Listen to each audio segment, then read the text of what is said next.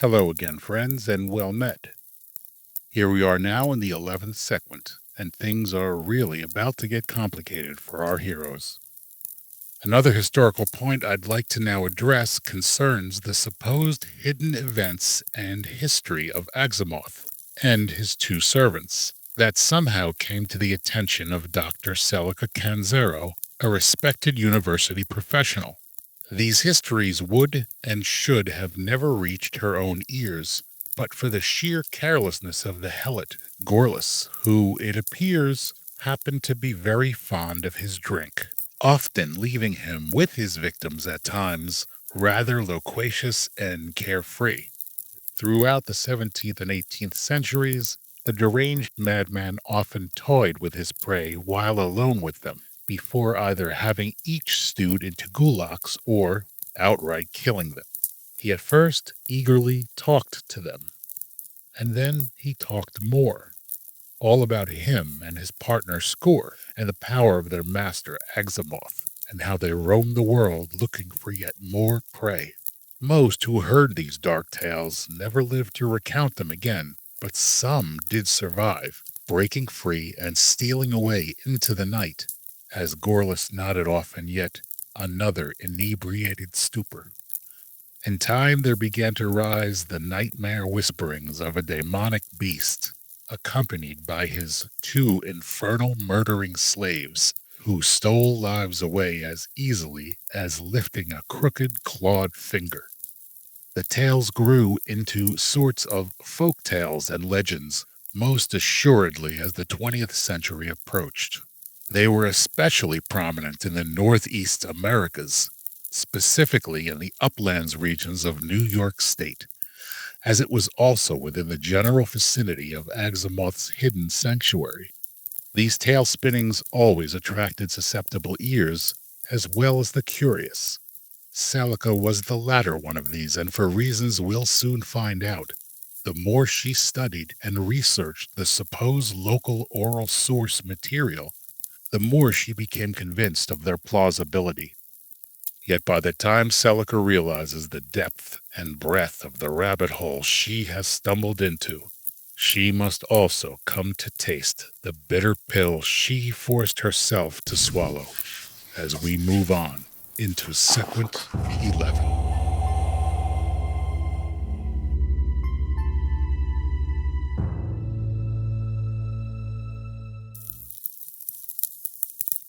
Now along an empty highway, the helot Gorlas drives the van. Skor sits next to him, both now in military fatigues and boots. In the rear of the vehicle, Celica wakes. She's gagged, tied by her wrists and ankles, lying on her back. She squirms and struggles, but she's got a wee bit of wrist leeway. She thinks a moment, glancing down to her ankles and feet. They are bare. Skor glares back in the rear view mirror. He tells Celica that, unfortunately, her sharp anklets and toe rings make for a fine escape. And while he does indeed approve of such accoutrements, they were necessary to confiscate.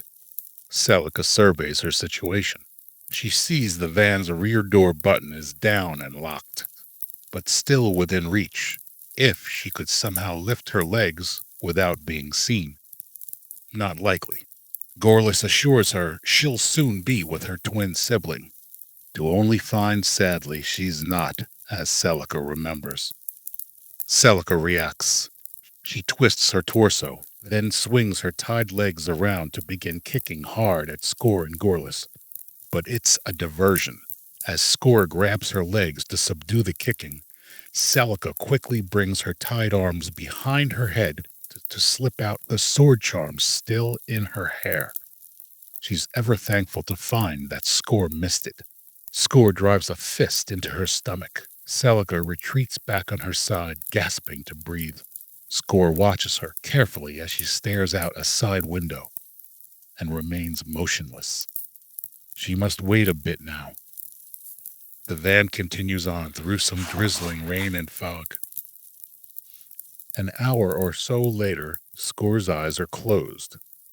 Gorlas blinks to stay awake. Celica hasn't moved from her side. Or has she?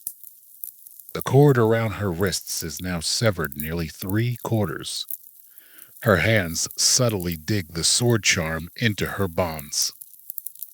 After a few minutes more, the van now moves to an exit lane. Exit 111. There's no town or county name. Just before the turnoff on the road's far side, a tractor-trailer is pulled over. Out of the window, Celica sees the truck. She knows. It's time. Up she springs, her hands now fully free. In a swift motion, she reaches and pulls the rear door lock up, while yanking the door latch open. Out she leaps.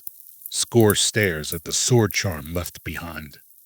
Along the highway, Celica's tied ankles allow her a few clumsy hops before she falls. Stunned, cut and bruised, she tears at the cord, untying it from her legs, forcing herself up. Just as the van decelerates, Celica runs as best she can toward the parked truck. Inside the vehicle is a burly 40s veteran road warrior, snoring behind the wheel. He jumps awake at a sudden banging on his passenger door. Shaking away his sleep, he sees pretty Celica, obviously in some kind of trouble. He leans and stretches to open the door. She madly scrambles in, shuts and locks it behind her. Celica screams out to start the truck now. They've kidnapped her. They're coming. But the driver hesitates, half awake. She's battered, but still beautiful. Is this a dream? Start the truck, she repeats. Do it, please. The tractor-trailer's engine turns over, with the rig slowly accelerating with grinding gears. Behind it, the Helot's van pivots into a turn and quickly gains. The truck doesn't get far. The van barrels up next to the rig. Score unloads gunfire into the trailer's wheels. Its torn tires skid on the slick road. It veers off the highway, landing in a trench. Seconds later, another gunshot shatters the driver's window. Score's face and his gloved hand appears. There's a quick knife slash at the burly man's throat, dispatching him. Gorliss climbs into the passenger side, but with no sign of Celica, until they find the truck's sleeper berth compartment locked. Score quickly returns with crowbars. He and Gorliss work the berth's door. After a full minute, they smash it open. Still, no Celica anywhere. Across the highway, a car horn blares. An oncoming Ford Torino veers, just missing Celica racing across the road. The driver eyeballs her. Score's eyes flash in anger. The Helots see Celica disappear into the woods along the highway.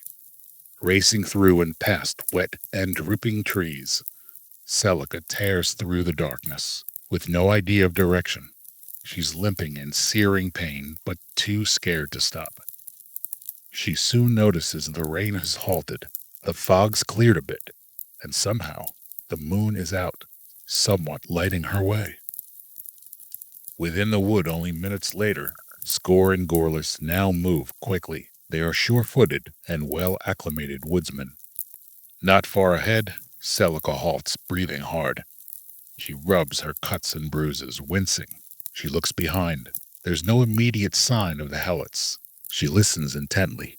It's very quiet. When Celica pushes on, she suddenly sees a face from behind a tree. It's somehow not immediately frightening, but kind, though old, with long gray hair and a very unkempt beard. But Celica's still plenty disturbed by it, and runs off to her right. Onward she moves, eyes tearing up in misery. She screams suddenly, not from pain, but from the old face again. It's now on her left, closer now, and it looks ghostly. Then the face appears to, did it just nod, and somehow motion for her to turn aside left, not right, and move down an uneven embankment, which would quickly conceal her escape. This somehow makes sense for her to decidedly do right now. She staggers away, half in stunned belief that she's actually taking direction from something that can't possibly be real. Please allow me to kindly thank you for spending this brief time continuing these story cycles.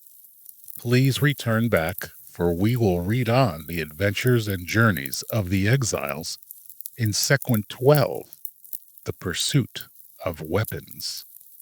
Until then, goodwill to you, one and all.